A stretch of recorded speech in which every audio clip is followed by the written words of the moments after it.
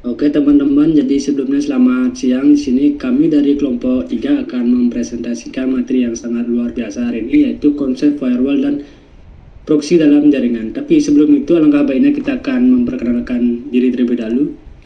Dimulai dari saya. Perkenalkan, nama saya Iketut Danar Cahyadi. Teman-teman bisa manggil saya Danar dan NIM-nya sudah tertera di sana. Next, Wira mungkin perkenalan diri. Oke, jadi selamat siang, sore, ataupun malam teman-teman sekalian. Perkenalkan, nama saya Anak Agung Gede Putu Wiradharma atau biasa dipanggil dengan Wira. Dan untuk NIM juga sudah terpampang jelas di slide kali ini. Next mungkin bisa ke Gosabi.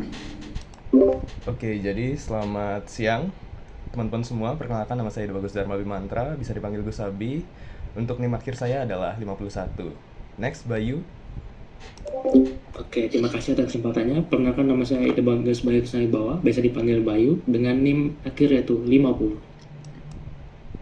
Oke, itu tadi merupakan perkenalan dari masing anggota kelompok. Jadi di sini kita akan langsung ke materinya, yaitu apa sih itu firewall. Nah, materi kali ini akan dijelaskan oleh Wiradharma. Wiradharma, waktu dan tempat dipersilahkan.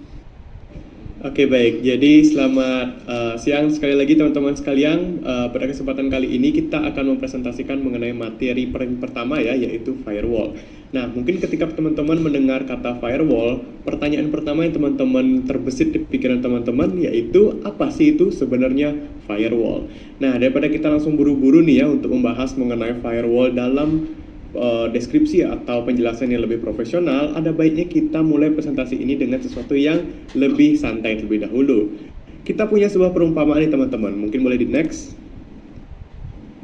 Nah, anggap saja dalam teman-teman saat ini punya sebuah rumah nih teman-teman, atau teman-teman punya seorang teman dan teman-teman teman tersebut punya sebuah rumah nih teman-teman di sebuah desa.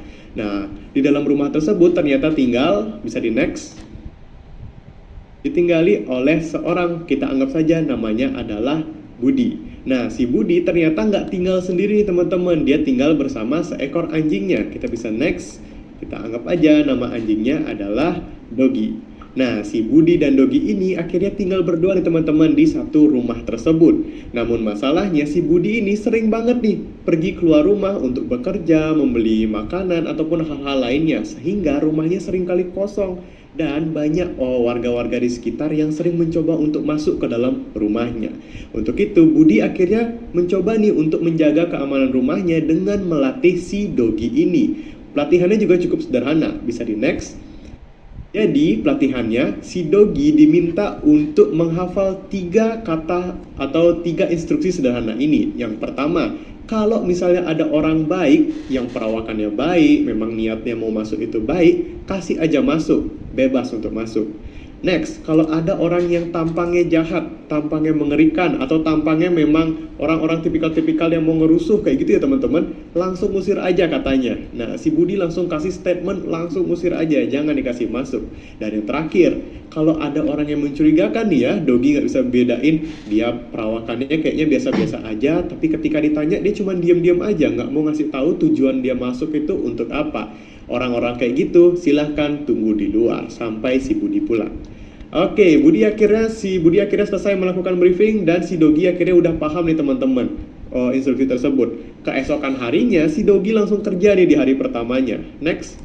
Hari pertama bekerja ya teman-teman, hari yang paling mendebarkan. Nah, ternyata pas banget di hari pertama dia kedatangan 3 orang. Kita sebut saja orang yang berhoodie warna biru yang di bawah itu ya, yang perawakan itu cukup santai, chill, baik, itu kita sebut saja dia samanya adalah Andi. Si Andi baru datang aja udah ramah teman-teman, udah baik banget. Terus katanya cuma mau masuk ke dalam untuk ngambil barang yang ketinggalan di rumahnya si Budi sebelumnya. Kita bisa bilang dia orang yang baik ya teman-teman. Terus di atas ada si Wolfie. Nah, dari tampangnya aja udah mengerikan nih teman-teman. Gayanya juga sembrono. Terus ketika ditanya kamu mau ngapain, katanya dia mau ngehancurin rumah ini. Otomatis si Dogi pasti bakal ngusir dia dong. Dan terakhir adalah ada satu orang mencurigakan nih, ditanyain nama dia nggak mau jawab, terus ketika ditanyain mau ngapain dia juga nggak mau jawab. Nah, orang ini kira-kira bakal diapain ya sama si Dogi? Untuk tahu jawabannya kita bisa next sekali lagi. Nah, ternyata jawabannya berdasarkan instruksi benar ya, sesuai dengan dugaan kita. Pertama, orang yang baik tersebut si Andi dikasih masuk untuk ke dalam rumah tersebut, teman-teman. Terus ada yang si jahat yaitu Wolfie, dia bakal langsung diusir aja dan gak dikasih masuk ke dalam rumahnya si Budi. Dan terakhir untuk orang yang anonimus ini ya, yang misterius banget, dia gak mau jawab satu pertanyaan pun, dia akan diminta untuk stay di tempat atau menunggu di depan pintu rumahnya si Budi hingga Budi pulang. Nah, ketika Budi pulang, next, akhirnya rumah Budi kembali aman nih teman-teman. Gak ada orang jahat ataupun orang-orang apapun yang berniatan buruk yang berhasil masuk ke dalam rumahnya Budi berkat pelatihan yang diberikan kepada si Dogi. Akhir kata, Budi akhirnya senang dan bilang, good dog.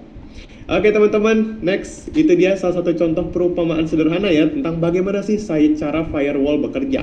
Nah, dalam ilustrasi tersebut dapat kita ibaratkan bahwa rumah merupakan server yang kita punya nih teman-teman. Kemudian si Budi, pemilik server, itu akan berlaku sebagai seorang yang memiliki server tersebut atau memiliki wewenang untuk menjaga keamanan server tersebut.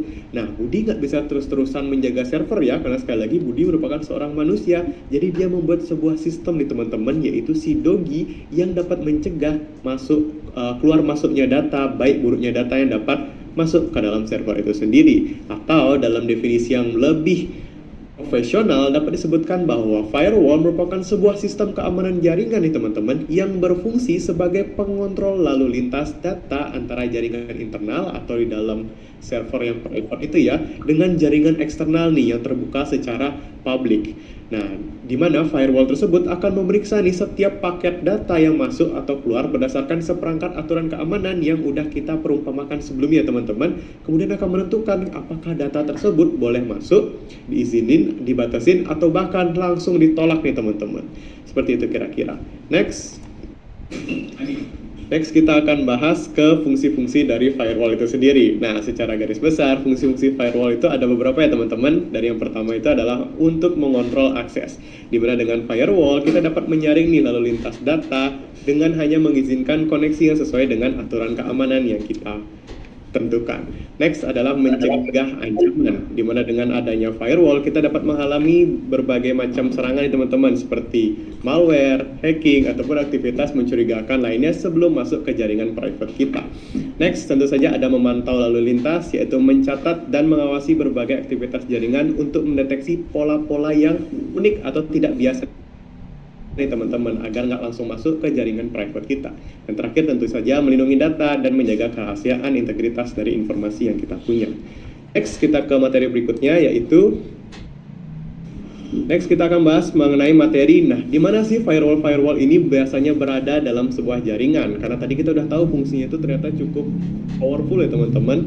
Terus kita bakal bertanya-tanya kira-kira di mana sih kita bisa ketemu si firewall ini. Nah, ada beberapa tempat nih teman-teman. Yang pertama adalah di perimeter firewall itu sendiri, di mana firewall akan berada di gerbang utama nih teman-teman dalam sebuah jaringan yang tentu saja fungsinya adalah untuk menyaring semua traffic yang akan keluar masuk ke dalam jaringan. Dan yang kedua ada di DMZ Firewall, yaitu sebuah area khusus pada server yang harus bisa diakses dari luar seperti web atau mail server ataupun hal-hal sebagainya, yang mana aksesnya tersebut harus dapat dibuka secara publik. Dan terakhir adalah host-based firewall, yaitu merupakan jenis firewall yang dipasang secara langsung nih, direct pada suatu perangkat. Next, kita akan ke materi berikutnya, yaitu mengenai komponen inti pada firewall. Nah, komponen-komponen inti pada firewall itu bisa dibilang ada banyak ya semua teman-teman, tapi pada kesempatan kali ini saya akan bahas dua aja, yaitu yang pertama adalah rule based atau ACL, yaitu access control list. Di mana komponen inti ini akan mengatur nih yang menentukan lalu lintas mana aja sih yang boleh dan tidak boleh dilewati. Dan yang kedua adalah state table atau tabel status koneksi, yaitu kita bisa ibaratkan sebagai sebuah media yang menyimpan informasi status koneksi sehingga kedepannya firewall dapat bisa mengenali nih koneksi-koneksi tersebut kira-kira dikasih masuk, diizinin atau masih belum terdaftar, seperti itu kira-kira. Next, kita ke materi berikutnya. Materi berikutnya adalah metode-metode filtering yang ada pada firewall. Nah, ada dua metode yang paling sering dipakai nih teman-teman, yaitu whitelist filtering dan juga blacklist filtering. Nah, kira-kira apa bedanya? whitelist filtering bisa kita bilang itu merupakan sebuah metode filtering atau filter yang hanya mengizinkan lalu lintas yang secara eksplisit disetujui teman-teman. Jadi seorang pemilik firewall tersebut harus menentukan nih kira-kira siapa-siapa aja yang boleh diakses. Metode seperti ini jauh lebih aman ya teman-teman, karena kita sendiri yang akan mengatur kira-kira siapa aja nih yang boleh masuk ke jaringan kita. Yang terakhir, berlawanan dari whitelist yaitu adalah blacklist, yaitu metode filtering yang saat ini kita tidak memilih siapa aja yang boleh masuk, melainkan siapa aja yang nggak boleh masuk. Nah, cara ini cenderung jauh lebih cepat ya teman-teman, karena kita hanya membatasi beberapa jaringan-jaringan yang kira-kira cukup berbahaya. Tetapi tidak menutup kemungkinan di kemudian hari ada jaringan baru yang ternyata berbahaya dan belum kita tambahkan dengan metode blacklist filtering ini. Oke, next. Oke, itu dia tadi materi yang dapat saya bawakan mengenai penjelasan secara umum ya mengenai apa itu firewall, dan untuk materi berikutnya yaitu jenis dan arsitektur firewall akan dijelaskan oleh rekan kelompok saya. Untuk itu waktu dan tempat saya persilahkan. Oke, terima kasih Wiradharma atas penjelasan yang tadi. Jadi di sini saya akan menjelaskan mengenai jenis dan arsitektur firewall itu sendiri. Next. Nah, yang pertama di sini saya akan menjelaskan beberapa jenis-jenis firewall yang ada, yaitu ada 5 jenis firewall, yaitu ada packet filtering, stateful, dan lain-lainnya. Nah, disclaimer di sini sebenarnya ada lebih dari 5 jenis firewall, cuman di sini saya akan menjelaskan 5-nya saja. Jadi next.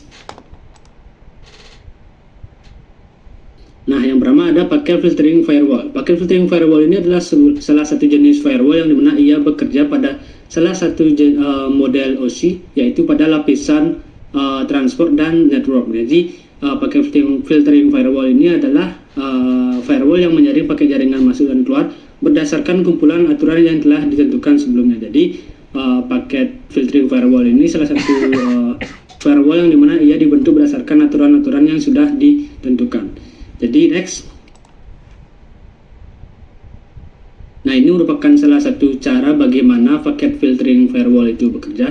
Nah, di sini kita anggap ada dua jaringan, yaitu yang sebelah kiri yaitu jaringan eksternal dan jaringan internal. Jadi ketika jaringan eksternal ini ingin memasuki ke jaringan internal, maka firewall ini akan memeriksa paket header pada jaringan eksternal tersebut. Nah, paket header tersebut biasanya berisi sebuah IP sumber, port sumber, ataupun IP tujuan dan port tujuan, dan banyak-banyak data laginya. Nah, firewall tersebut akan memeriksa paket header yang ada pada jaringan tersebut. Jika misalnya paket header tersebut mengindikasikan sebuah berbahaya atau tidaknya, maka firewall tersebut akan memblokir atau menolak jaringan yang ada. Nah, next.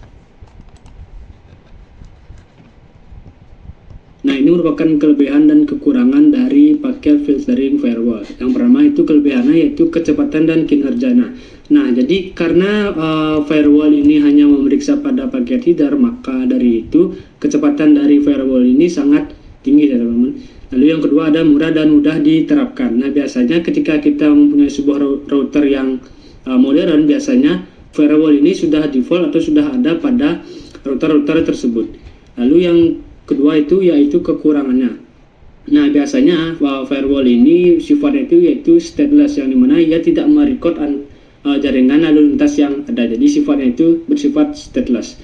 Lalu yang kedua yaitu ada tidak memeriksa payload. Nah, ini merupakan salah satu kekurangan firewall, yang dimana ia tidak memeriksa payload dari suatu jaringan tersebut. Jadi yang sudah saya jelaskan sebelumnya yaitu firewall ini hanya memeriksa pada paket header pada jaringan tersebut. Jadi kalau misalnya ada payload yang berisi sebuah malware ataupun virus itu, jadi firewall tersebut tidak akan memeriksa, dan itu mengindikasikan bahwa jaringan tersebut mudah diretas atau kurang aman untuk diimplementasikan. Next. Nah, ini merupakan salah satu contoh aturan dari packet filtering firewall tersebut. Jadi di sini ada dua aksi, yaitu aksi allow dan deny. Allow ini yaitu aksi sebuah yang dimana kita memperbolehkan salah satu jaringan untuk memasuki jaringan yang lainnya.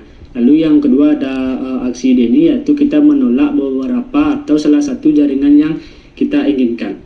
Jadi di sini kita memperbolehkan suatu jaringan yang memiliki protokol TCP, IP sumbernya itu yang mana saja, port sumber itu yang mana saja, dan IP tujuannya yaitu server web, dan port tujuan hanya port 80 dan 443. Sisanya itu kita tidak perbolehkan untuk masuk ke jaringan yang kita punya. Next. Nah, ini merupakan salah satu firewall yang dimana ia berbanding kebalik dengan firewall sebelumnya, yaitu dari katanya itu stateful, yang dimana sebelumnya itu kan stateless, yang ini stateful, yang dimana ia merekam lalu lintas jaringan yang ada. Jadi firewall ini merupakan salah satu jenis firewall yang dimana ia memiliki sebuah tabel status yang menyimpan beberapa informasi untuk memberikan respon ke kliennya. Next.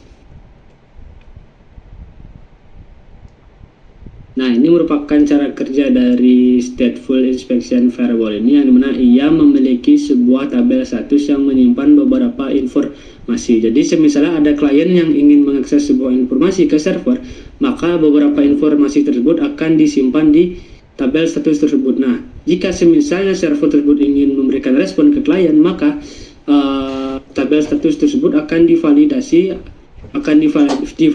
apakah request atau permintaan tersebut itu valid atau tidak. Jadi kalau misalnya data yang ditemukan pada tabel status itu tidak valid dengan request yang masuk dari klien, maka firewall tersebut akan memblokir atau tidak memberikan respon langsung ke kliennya gitu. Lalu next. Ini ada kelebihan dan kekurangan dari jenis firewall ini, yaitu yang pertama, keamanannya itu lebih tinggi karena itu sifatnya itu bersifat stateful, yang dimana memiliki tabel status untuk memeriksa beberapa jaringan yang ada. Maka kalau dibandingkan dengan firewall sebelumnya, firewall ini lebih jauh aman ketimbang firewall yang sebelumnya. Lalu yang kedua itu adalah pencegahan IP spoofing. Nah, buat teman-teman yang nggak tahu, IP spoofing itu adalah sebuah teknik yang dimana penyerang tersebut memanipulasi sebuah IP untuk menyerang ke jaringan yang lainnya secara paksa. Jadi karena itu firewall ini juga didesain untuk mencegah hal-hal seperti itu terjadi.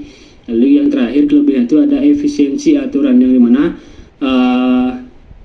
untuk mengkonfigurasi aturan yang ada itu firewall ini berada pada akhir, karena sebelumnya saya sudah jelaskan bahwa ketika servernya itu ingin memberikan respon ke klien, maka ia akan memiliki sebuah aturan atau diperiksa terlebih dahulu apakah jaringan tersebut itu layak diberikan klien atau tidak. Lalu yang kedua yaitu kekurangannya, membutuhkan sumber daya yang intensif. Nah, karena stateful inspection firewall ini membutuhkan sebuah tabel status untuk menyimpan beberapa data, maka firewall ini juga membutuhkan sumber daya yang intensif untuk mengelola data-data tersebut. Lalu yang terakhir, peningkatan latensi. Nah, karena sifatnya itu memeriksa beberapa data untuk sebelum jaringan tersebut diberikan ke klien, maka latensi atau penundaan tersebut akan lebih tinggi. Lalu next. Nah, ini merupakan salah satu jenis firewall yang mungkin kita nggak asing dengannya, yaitu proxy firewall. Jadi firewall ini merupakan sebuah jenis firewall yang dimana ia menggunakan proxy sebagai perantara untuk memberikan request ke permintaan yang dituju. Jadi selain itu juga proxy firewall ini juga bekerja pada lapisan aplikasi pada model OSI. Next.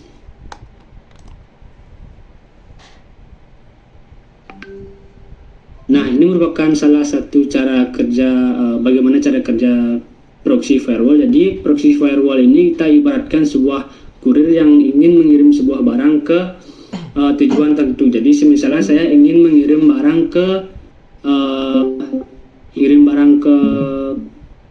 saudara saya. Jadi saya tidak mengirimnya secara langsung ke saudara saya. Jadi saya menggunakan kurir sebagai perantara untuk mengirim barang saya ke tujuan yang saya mau. Jadi kurir tersebut ibaratkan kita sebuah proxy untuk mengirim sebuah permintaan ke internet ataupun tujuan-tujuan tertentu, sehingga proxy ini sangat aman digunakan karena proxy ini juga menggunakan identitasnya untuk mengirim permintaan yang kita minta. Lalu next. Nah, ini merupakan kelebihan dan kekurangan dari proxy firewall itu sendiri. Jadi yang pertama kelebihannya yaitu pemeriksaan lapisan aplikasi atau bisa disebut dengan deep inspection. Jadi kalau semisalnya firewall ini ingin mengirim sebuah permintaan, maka proxy ini akan memeriksa lebih lanjut atau lebih dalam mengenai jaringan yang ingin ia kirim. Maka dari itu, ketika semisalnya ada indikasi jaringan tersebut berbahaya, maka proxy ini langsung men-trigger atau menemukan bahwa jaringan tersebut berbahaya, seperti itu. Lalu yang kedua ada penyembunyian jaringan internal. Nah, proxy ini juga menggunakan identitasnya sendiri untuk mengirim request ke request tujuannya, bukan menggunakan identitas si pengirim gitu. Lalu yang kedua itu ada kekurangan. Nah, karena sifatnya itu deep inspection, yaitu pemeriksaannya itu secara mendalam, maka penundaan atau latensinya itu bisa dibilang tinggi untuk menggunakan proxy firewall ini. Lalu yang kedua ada membutuhkan sumber daya yang intensif. Sama seperti firewall yang sebelumnya, proxy firewall ini juga membutuhkan beberapa sumber daya yang intensif untuk digunakan pada jaringan yang kita punya. Lalu next.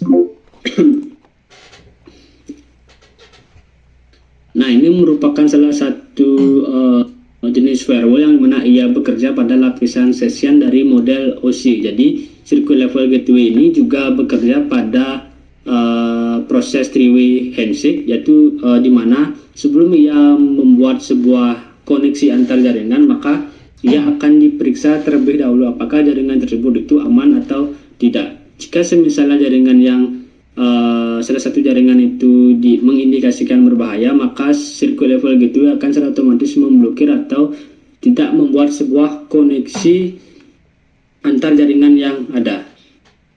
Next.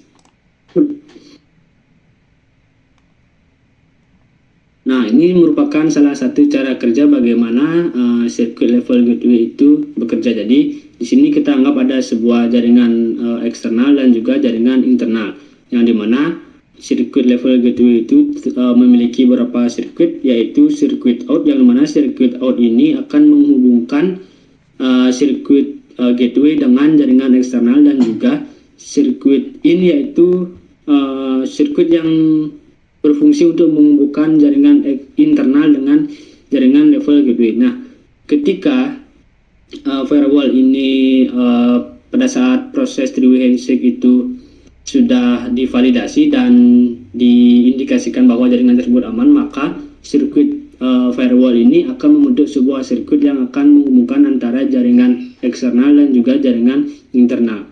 Ketika sirkuit itu sudah dibentuk, maka data-data tersebut akan saling dikirim antara jaringan eksternal dan juga jaringan internal. Lalu next. Nah, ini merupakan kelebihan dan kekurangan dari jenis firewall ini, yaitu pertama kelebihannya, kecepatannya yang tinggi karena ia bersifat memeriksa jaringan itu pada tahap awalnya saja. Jadi seperti yang sudah saya sebutkan sebelumnya, bahwa firewall ini bekerja pada proses three-way handshake sebelum jaringan tersebut sudah dibentuk. Lalu yang kedua yaitu anonimitas dan penyembunyian IP, karena juga firewall ini juga menggunakan proxy untuk menyembunyikan identitas si beberapa jaringan yang ada. Lalu yang ketiga yaitu sangat efektif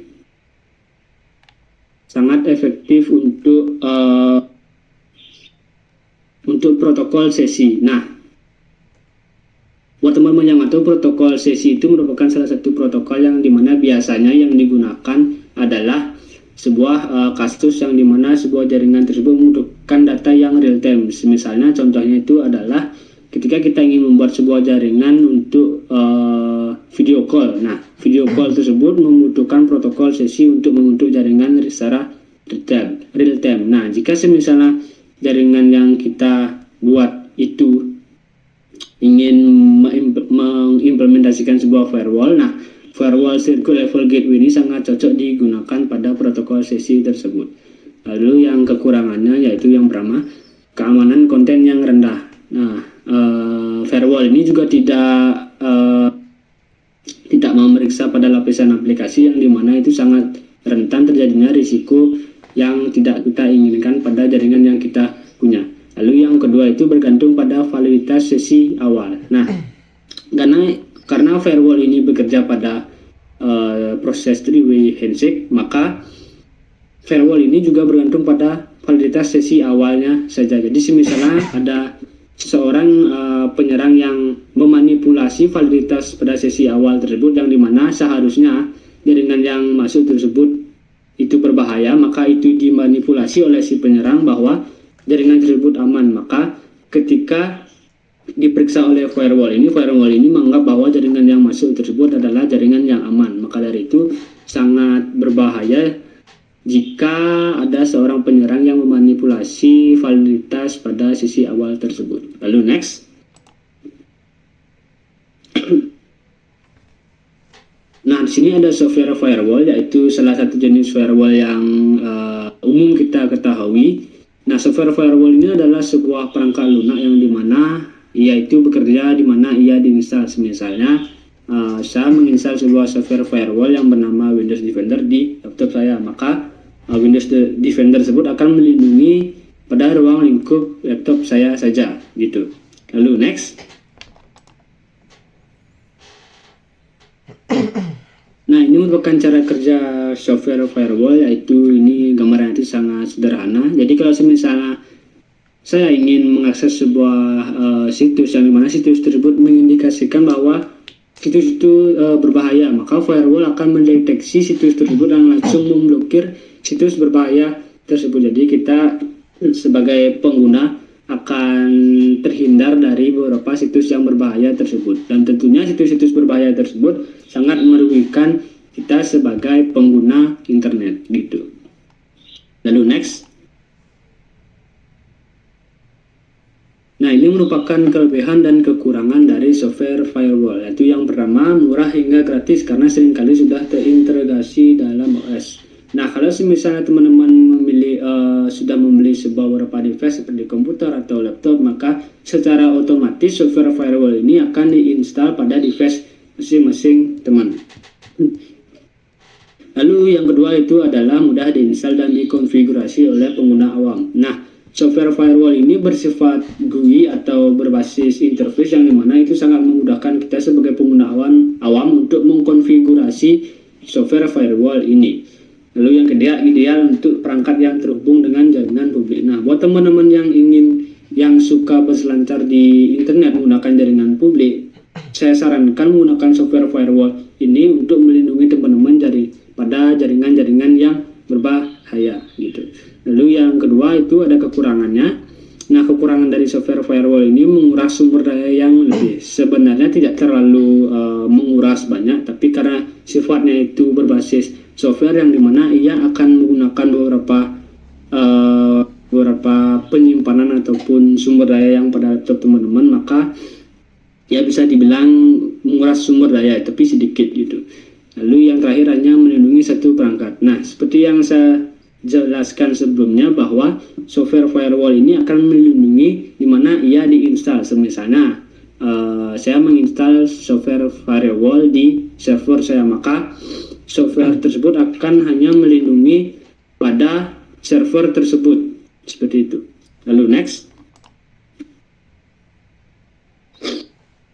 Nah, tadi saya sudah menjelaskan mengenai beberapa jenis firewall. Jadi sekarang saya akan menjelaskan beberapa dari arsitektur firewall itu sendiri. Nah, di sini saya akan menjelaskan dua arsitektur firewall, yaitu yang pertama dual home host dan juga screen host. Jadi next. Nah, di sini saya akan menjelaskan yang pertama yaitu dual home host. Jadi dual home host ini adalah salah satu jenis arsitektur firewall yang dimana ia setidaknya memiliki dua interface. Nah, interface ini biasanya itu sebuah interface NIC. Nah, buat teman-teman yang nggak tahu NIC itu apa, NIC merupakan salah satu perangkat keras yang dimana ia menghubungkan antara jaringan eksternal dan juga jaringan internal. Lalu yang next.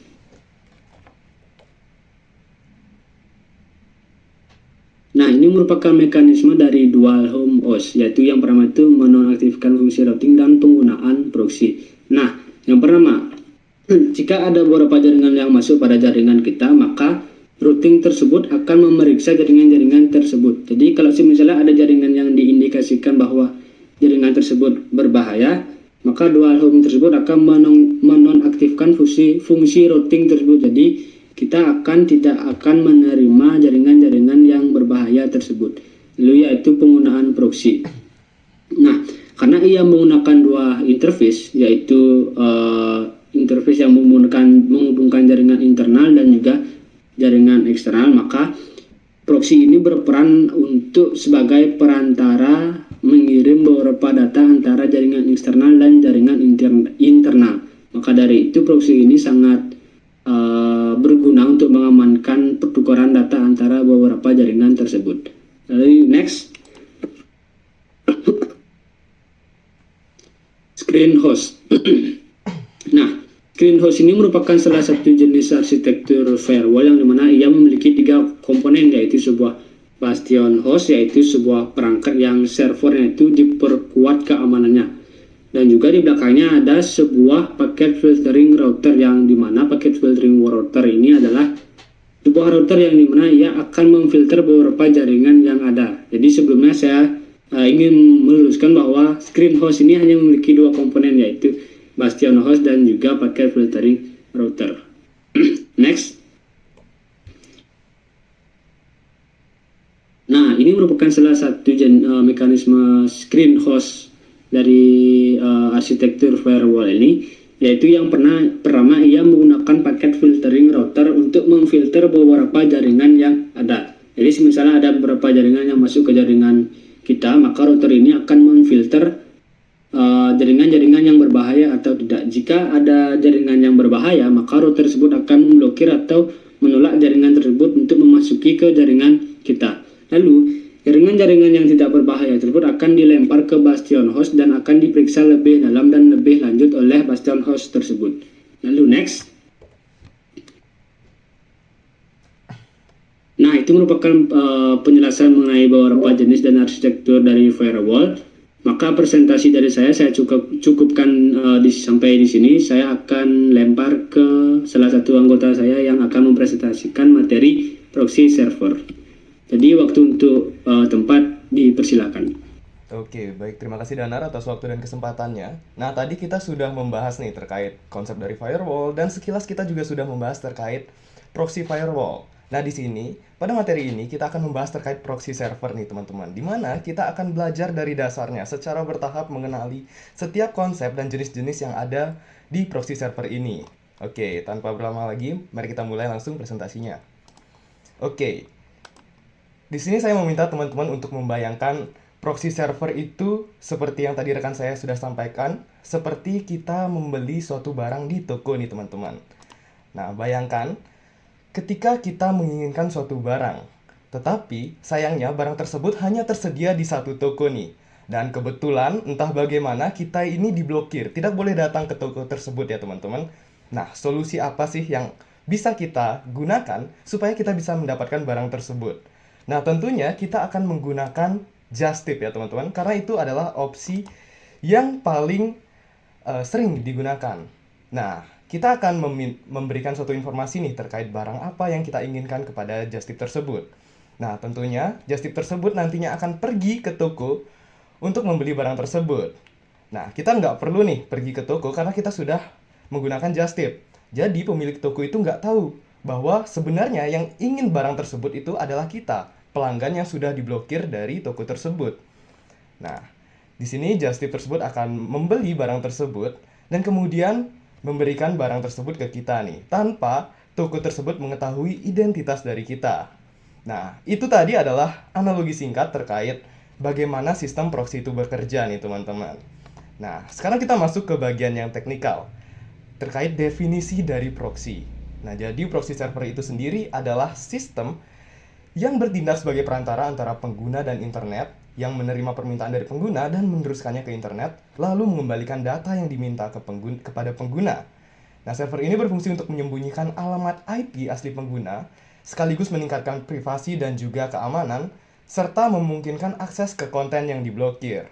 Nah, semua definisi dari proxy ini tentunya udah masuk di analogi yang kita jelaskan tadi, di mana untuk meningkatkan privasi dan keamanan, IP asli pengguna itu akan disembunyikan dan diganti menggunakan IP dari proxy server itu sendiri. Nah, jadinya ketika nanti kita mengirim suatu request ke origin server, request kita akan melalui server proxy, dan di mana di sana IP dari device kita akan diganti atau disembunyikan menjadi IP dari proxy server tersebut. Nah, jadi origin server atau server original tidak akan mengetahui bahwa kita lah yang sebenarnya merequest data tersebut, karena IP kita sudah diganti menjadi IP proxy begitu.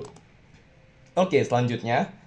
Nah, fungsi utama dari proxy server ini yang tadi kita sudah jelaskan adalah untuk anonimitas pengguna, di mana server proxy akan menyembunyikan IP asli untuk melindungi identitas pengguna dari pelacakan atau serangan. Nah, kemudian ada juga konsep caching content, di mana proxy server akan menyimpan salinan konten web yang sering diakses. Nah, jadi ketika kita mengirim suatu request yang mirip atau sama, proxy server tidak akan terus-menerus menghubungi original server. Proxy server bisa menyimpan data dari request kita, karena requestnya sama. Jadi proxy server itu akan mengembalikan data yang kita minta. Jadi tidak perlu lagi berkomunikasi dengan original server untuk meminta request yang kita inginkan. Nah, kemudian ada control access, di mana administrator jaringan dapat menggunakan proxy untuk menerapkan kebijakan penggunaan internet. Misalnya, proxy dapat memblokir situs-situs tertentu. Nah, misalnya ada situs-situs berbahaya yang kita tidak ingin kunjungi, proxy server nantinya, administrator dari proxy server ini nantinya bisa memblokir nih, supaya kita nantinya tidak akan pergi ke website berbahaya tersebut. Nah, kebalikannya di sisi lain juga, mungkin ada situs yang diblokir. Seperti analogi kita tadi, toko kita diblokir dari suatu toko nih. Gimana sih cara kita supaya bisa mengakses situs tersebut? Kita bisa menggunakan proxy server. Nah, karena pembatasan konten dan hak cipta, pengguna luar wilayah perlu proxy untuk menyembunyikan IP dan mengakses situs. Nah, sering banget nih konsep ini digunakan untuk mengakses situs yang tidak ada di negara kita, begitu. Oke, itu tadi fungsi utama dari proxy server. Nah, sekarang kita masuk ke jenis-jenis proxy server, teman-teman. Kita mulai dari jenis proxy server berdasarkan traffic. Di sini ada dua jenis. Yang pertama itu adalah forward proxy dan kedua adalah reverse proxy. Nah, untuk forward proxy itu proxy server yang mewakili suatu klien.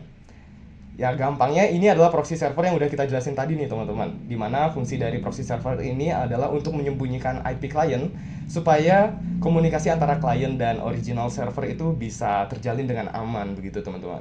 Nah, kebalikannya, reverse proxy ini mewakili suatu server. Nah, ini adalah arsitekturnya, yang dimana forward proxy ini dia berada di depan device dari klien. Nah, jadi ini mewakili suatu klien ya, teman-teman. Sedangkan reverse proxy itu dia mewakili original server. Nah, jadi bukan hanya klien saja nih yang butuh proteksi, server juga butuh proteksi ya, teman-teman.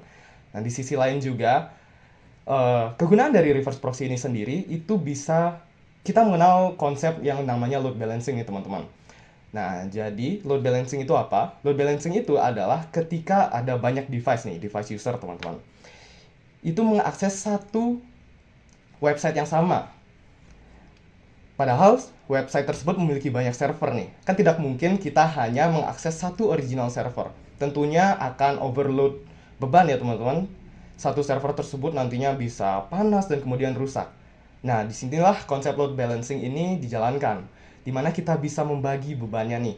Dan contohnya di sini ada 2 original server dan ada 3 device client nih. Apabila request masuk dari ketiga device client ini, kemudian masuk ke reverse proxy ini nantinya bisa mengarahkan request tersebut akan dikirim ke original server yang mana nih. Apabila original server pertama sudah menanggung beban yang cukup banyak, maka request tersebut akan dialihkan ke original server kedua. Nah, begitulah cara kerja dari reverse proxy. Selain dari kita melindungi identitas dari server supaya data-data yang disimpan dari server ini dapat terjaga dengan aman dan sekuritasnya bisa bertambah, kita juga bisa mendistribusikan request dari klien ke banyak server supaya nanti tidak hanya satu server yang overload request, begitu teman-teman. Oke, next. Kita sudah membahas berdasarkan traffic dan sekarang kita akan bahas berdasarkan tingkat anonimitas. Nah, di sini terdapat 4 tingkat anonimitas dari suatu proxy. Yang pertama itu adalah transparent proxy, yang dimana transparent proxy ini biasanya kita gunakan ketika kita hanya ingin latihan begitu. Karena dari segi sekuritas atau keamanan, transparent proxy tidak menawarkan keamanan yang sesuai standar begitu teman-teman. Karena kenapa dia disebut transparent? Karena pengguna tidak perlu mengkonfigurasi apapun. Di sana sisi kemudahannya cocok digunakan untuk misalnya kita latihan begitu. Nah, tetapi di sisi lain juga dia tidak menyembunyikan IP asli kita, teman-teman. Nah, jadi request yang dikirim itu masih menggunakan IP kita. Dan nantinya IP kita itu ada yang namanya header nih, teman-teman. Jadi header dalam proxy itu semacam data request yang kita kirim ke original server begitu. Nah, di dalam header tersebut akan dispesifikasikan IP address kita, IP device kita, dan juga proxy apa yang kita gunakan. Nah, jadi ini kan sangat tidak secure ya teman-teman. Tapi di sisi lain ini sangat mudah untuk dikonfigurasi. Jadi cocok buat teman-teman yang baru mau belajar untuk menggunakan transparent proxy ini. Nah, yang kedua adalah anonymous proxy, teman-teman. Anonymous proxy ini apa sih? Nah, beda dengan transparent proxy, anonymous proxy ini menyembunyikan IP asli pengguna, tetapi tetap memberi indikasi kepada server bahwa permintaan datang melalui proxy. Nah, memang tingkat anonimitasnya lebih tinggi daripada transparent proxy ya, karena dia sudah menyembunyikan IP asli pengguna. Tetapi masih ada downside-nya juga, di mana proxy server ini memberitahu ke original server bahwa request ini dikirim melalui proxy, begitu teman-teman. Nah, selanjutnya ada high anonymity proxy atau elite proxy. Nah, di mana proxy ini menyembunyikan IP pengguna sekaligus tidak memberikan tanda bahwa pengguna memakai proxy. Nah, ini tingkat sekuritasnya yang sudah paling tinggi ya teman-teman.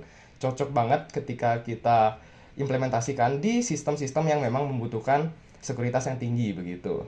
Nah, tujuannya apa? Nah, nantinya server tujuan akan menganggap permintaan berasal dari pengguna secara langsung. Nah, kurang lebih begitu teman-teman. Jadi, simpelnya high anonymity proxy ini adalah tingkat proxy yang keamanannya itu sudah bisa dipercaya dan sudah bisa diimplementasikan di tingkat-tingkat seperti perusahaan, begitu ya teman-teman. Nah, selanjutnya ada distorting proxy, yang dimana server proxy ini menyamarkan alamat IP asli pengguna dengan memberikan IP palsu, namun tetap mengidentifikasikan dirinya sebagai server proxy ke situs web. Nah, bedanya dari anonymous proxy atau konsep-konsep proxy yang kita gunakan sebelumnya,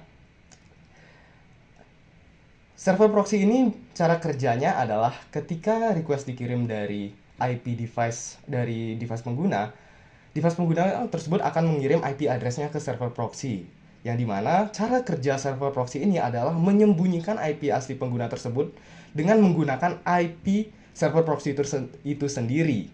Begitu, jadi ketika original server mendapatkan request dari proxy server ini, yang dikirim bukanlah IP address device kita, tetapi IP proxy server kita. Nah, distorting proxy ini berbeda. Dia tidak menggunakan IP server proxy-nya dia, tetapi dia menggunakan IP palsu nih. Jadi tingkat anonimitasnya lebih tinggi dong tentunya. Nah, tapi sayangnya dia tetap mengidentifikasikan dirinya ke original server sebagai server proxy begitu. Oke, itu tadi jenis-jenis proxy berdasarkan tingkat anonimitasnya. Selanjutnya kita akan bahas terkait berdasarkan transport protokol. Nah, ada beberapa jenis. Kita akan mulai dari HTTP atau HTTPS proxy, yang dimana proxy ini bekerja untuk traffic web yang berbasis HTTP atau HTTPS. Dan proxy ini dapat membaca dan memproses header dari HTTP. Dan juga sekaligus bisa digunakan untuk filtering, caching halaman web. Nah, jadi ketika teman-teman ingin mengakses suatu website nih di internet, maka proxy yang bekerja itu adalah proxy dari HTTP atau HTTPS ini. Karena proxy ini memang dirancang khusus untuk bisa mengenali atau mengetahui header dari HTTP atau HTTPS. Jadi jadi proxy ini itu bisa mengenali nih setiap request yang kita kirim ke internet untuk mengakses suatu web. Nah, selanjutnya adalah SOX proxy. Nah, tadi juga sempat disebutkan oleh rekan saya bahwa server proxy itu kebanyakan bekerja di application layer. Berbeda dengan SOX proxy nih, teman-teman. Karena proxy ini bekerja di tingkat yang lebih rendah, yaitu lapisan 4 OSI. dia itu meneruskan paket tanpa memeriksa atau memodifikasi konten.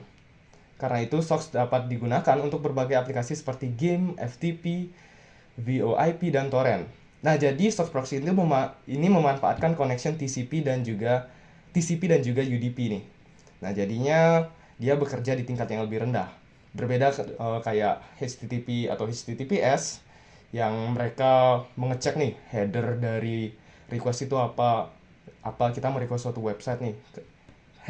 SOX proxy ini berbeda karena dia hanya berfokus untuk membuka suatu koneksi yang nantinya dia tidak akan membaca data apa yang kita kirim, kemudian header kita atau protokol apa yang kita gunakan tuh dia tidak membaca itu, dia hanya fokus untuk mengestablish connection. Makanya dia hanya mementingkan atau menggunakan protokol TCP dan juga UDP, begitu. Nah, kemudian ada SSL atau TLS proxy, di mana proxy ini mengelola koneksi terenkripsi. Biasanya digunakan pada perusahaan untuk memeriksa data yang lewat dalam koneksi HTTPS. Proxy akan membuka atau decrypt, kemudian mengecek lalu mengenkripsi kembali sebelum meneruskan data ke original server, begitu. Nah, SSL ini digunakan pada HTTPS proxy untuk bisa dibilang mengenkripsi data dari request supaya data tersebut bisa lebih aman dan tidak gampang untuk diakses oleh hacker-hacker, begitu ya teman-teman. Oke, lanjut. Berdasarkan IP location. Oke, di sini berdasarkan IP location, proxy sendiri dibagi menjadi 4. Yang pertama adalah data center proxy, di mana data center proxy ini menggunakan IP dari server di pusat data, bukan dari ISP rumah tangga. Nah, jadi data center proxy ini memberikan IP dari server yang biasanya berasal dari perusahaan hosting. Contohnya apa? Contohnya ada AWS, DigitalOcean, dan masih banyak lagi, teman-teman.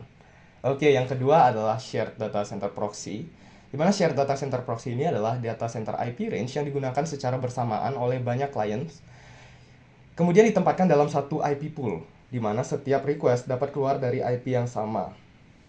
Oke, jadi di sini yang dimaksud dari shared data center proxy ini adalah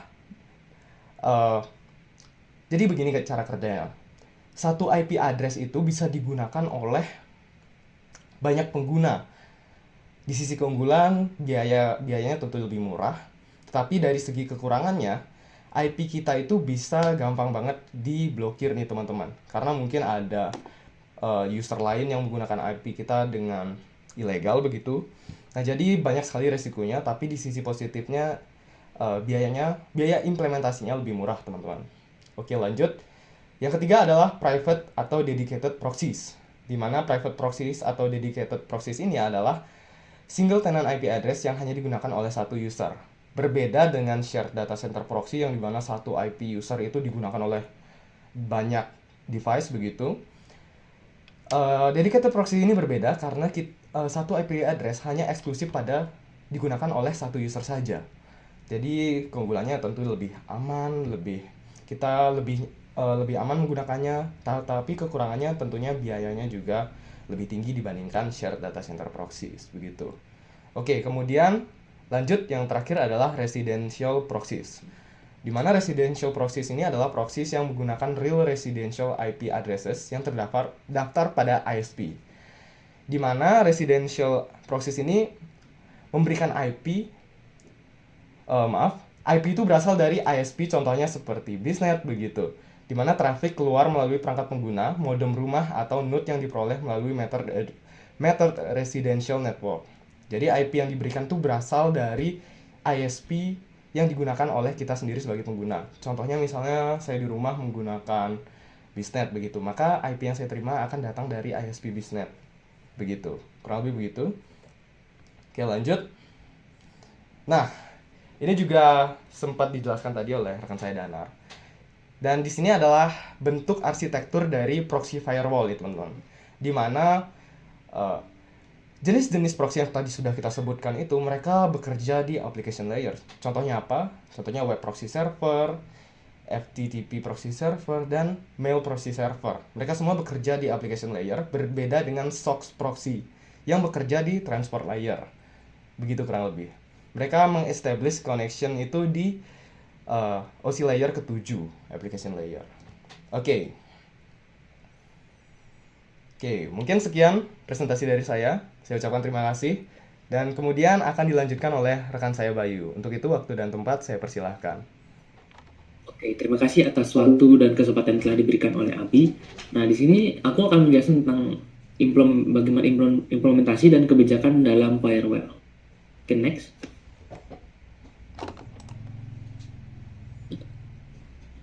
Nah, jadi di implementasi firewall ini ada 6 ya guys ya. Jadi yang pertama itu ada packet filtering, stateful infection, terus ada proxy firewall, next generation firewall. Lalu yang lagi dua terakhir adalah ada firewall berbasis host dan firewall berbasis cloud. Nah, jadi aku akan menjelaskan ke-6 dari contoh implementasi firewall ini, dimulai dari packet filtering. Jadi packet filtering itu adalah firewall. Jadi firewall itu memeriksa header paket, yaitu IP, port, dan atau protokolnya, dan memutuskan apakah paket boleh lewat atau tidak. Nah, berdasarkan aturan yang ditentukan boleh dilewat atau tidak berdasarkan aturan yang telah ditentukan. Contoh, dia itu memblokir semua koneksi masuk ke port 23 atau telnet. Ya, seperti itu. Lalu yang kedua ada stateful infection. Jadi stateful infection itu adalah firewall tidak hanya mengizinkan paket individual, tetapi juga state koneksi. Contoh, mengizinkan paket balasan hanya berasal dari koneksi yang sebelumnya valid. Next.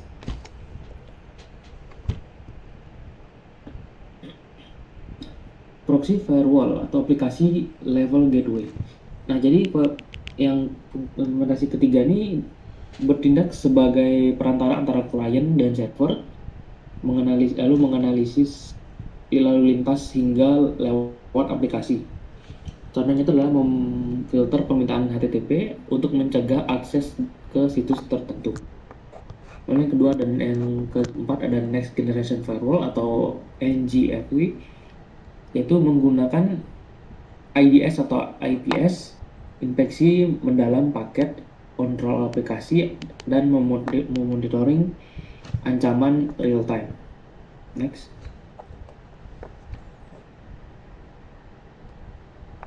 Lalu selanjutnya ada firewall berbasis host. Itu firewall dipasang di setiap perangkat seperti server atau PC. Contohnya itu adalah Windows Firewall, UEFI pada Linux, dan UEFI pada Linux. Lalu selanjutnya ada firewall berbasis cloud yang dimana diimplementasikan di lingkungan cloud, AWS Security Groups, Azure NSG. Dan inilah cocok untuk arsitektur berbasis kontainer dan serverless. Lalu selanjutnya.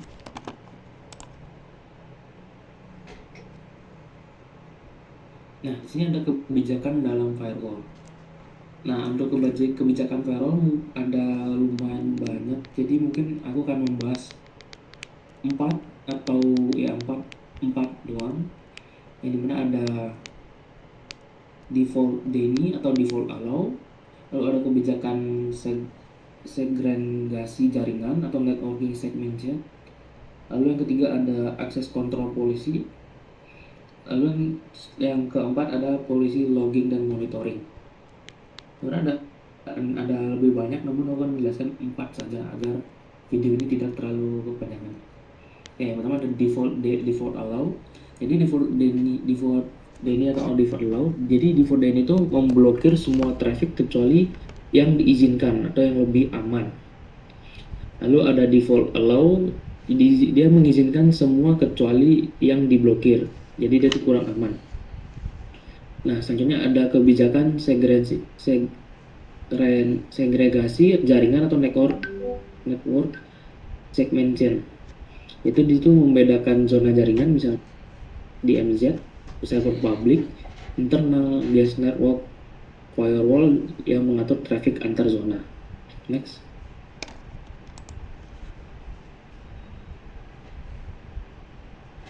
Oke, selanjutnya ada access control policy. Jadi di sini tuh dia menentukan siapa IP user perangkat yang boleh mengakses layanan apa. Contohnya hanya admin yang bisa mengakses ke SSH, admin yang boleh SSH ke server. Lalu selanjutnya yang terakhir adalah polisi, logging, dan monitoring. Jadi firewall wajib mencatat aktivitas dan menyediakan log untuk audit. Kebijakan simpan log minimal 30-90 hari dan pantau alert. Mungkin sekian untuk bagian dari kebijakan firewall yang bisa saya jelaskan. Karena mungkin sedikit kepanjangan, langsung aja ke slide terakhir.